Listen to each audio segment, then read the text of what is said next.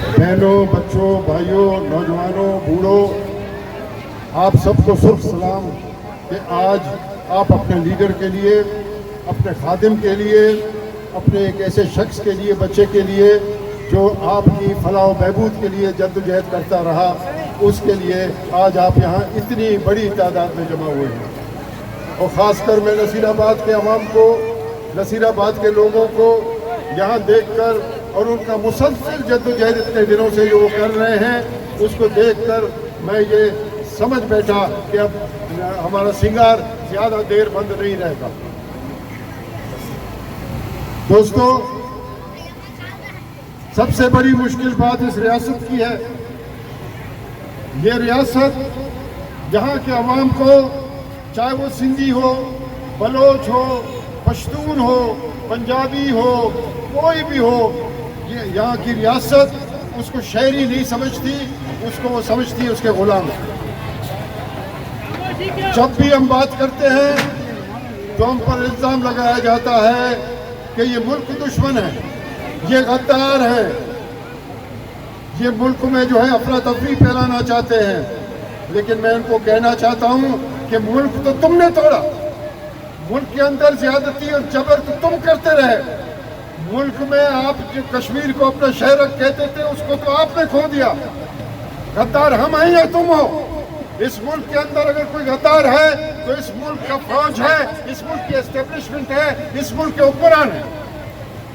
अगर ये पाकिस्तान की रियासत, अभी किसी शख्स ने कहा कि रियासत माँ जैसी होती है, रियासत माँ जैसी बिल्कुल नहीं होती, धरती माँ होती है। रियासत तो हम बनाते हैं और बिगाड़ भी देते हैं। माँ धरती है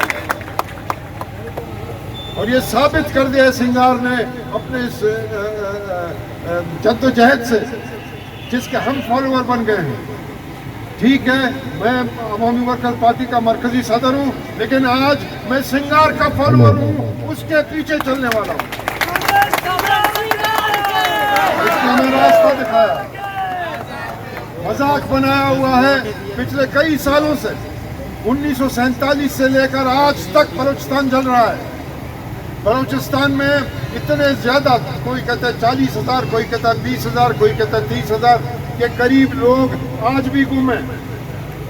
हमारे नौजवानों को हेलीकॉप्टरों से फेंका जाता है और मार दिया जाता है।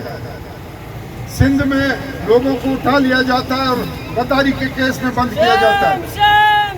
अगर लोग अपने हकूक के लिए जद्दोजहद करते हैं, लोग जो बैरिया टाउन और सिंध की कब्जागिरियत के खिलाफ जद्दोजहद करते हैं, उनको कैद किया जाता है, FIR काटे जाते हैं और उनको ये एहसास दिलाया जाता है कि इस मुल्क के अंदर तुम गुलाम हो। अगर गुलामी की जंजीरें तोड़नी है तो आपको निकलना होगा सड़कों पे, दिन रात जद्दोजहद करनी होगी और इस फौज को बैरक्स में भेजना होगा। आपका ये जो वर्दी पहनकर आप आते हो टीवी पे और हमें भाषण देने आते हो, आपका ये काम ही नहीं है। आप हमारे टैक्स से आपको जो है तनख्वाह मिलती है। आप आके इस मुल्क का सरबराह बन गए। कभी आप एक को लाते हो अपना मोहरा बना के, कभी दूसरे को, कभी तीसरे को। आज डुगडुगी इमरान खान को लाए हो, डुगडुगी बजाते तो वो नाचता रहता है और उसका कोई काम नहीं। अब मामला बर्दाश्त से बाहर हो गया है। हम ये कहना चाहते हैं उनको कि हम उस वक्त तक अपने घरों में वापस नहीं जाएंगे जब तक सिंगार और बाकी जितने भी साथी, बाकी जितने भी दोस्त हैं जिनके FIR कटे हुए हैं, चाहे सना कुरैशी हो, चाहे सिंगार हो, चाहे जितने भी हमारे सिंध के भाई और बच्चे हैं, इनको जब तक रिहा नहीं करोगे हम घरों में नहीं जाएंगे। हम एक वक्त ऐसा आएगा, शायद आपके घर DH2 पहुँचे और उसका घेराव करें। तो इसलिए दोस्तों, आपको मैं मुबारकबाद पेश करता हूँ और मुझे उम्मीद है और मैं इनको कहना चाहता हूँ कि ईद से पहले सिंगार को घर होना चाहिए, वरना तुम्हारा ईद भी आराम होगा। हमेशा के लिए हम तुम्हारी ईद ही आराम कर देंगे।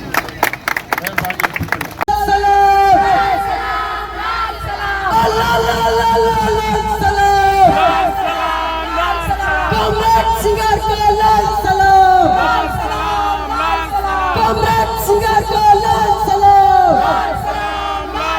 कॉमरेड फजा का लाल सलाम, कॉमरेड फजा का लाल सलाम,